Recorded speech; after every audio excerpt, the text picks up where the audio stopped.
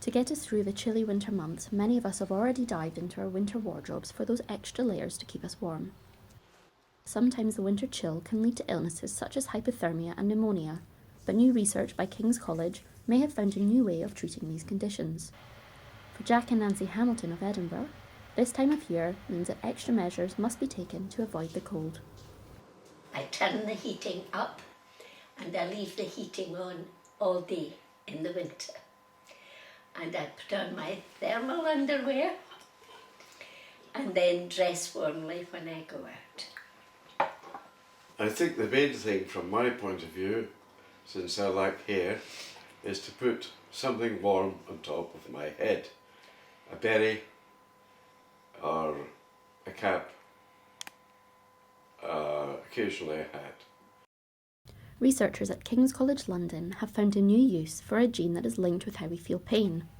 Led by Professor Susan Brain, this research shows the TRPA1 gene may be able to tell us when we're cold. The team used mice and tested how long it took for their paws to warm up again after being exposed to cold water.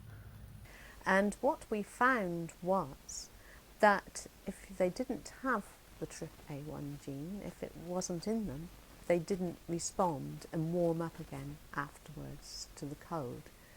So we instantly knew, we discovered that TRPA1 has a very definite role in sensing cold. People who lack the TRPA1 gene may be more easily exposed to conditions such as frostbite or chilblains.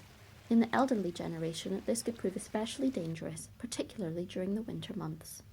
There are 11 million older people over the age of 65 in the UK, and that is increasing by 50% in the next 17 years. So how do we manage old age and people keeping warm is an issue that is likely to grow. Age UK, the UK's largest charity working with older people, advises to wear multiple thin layers instead of one thick layer, to keep your bedroom window closed at night, and to make sure you keep your hands and face warm. The winter cold affects us all, but those most at risk are those over the age of 65. The team at King's College are hoping to continue their research into the body's cold sensor gene. By understanding how blood flow is affected by colder temperatures, they may be able to single out those more susceptible and prevent them from developing illnesses as a result of the drops in temperature.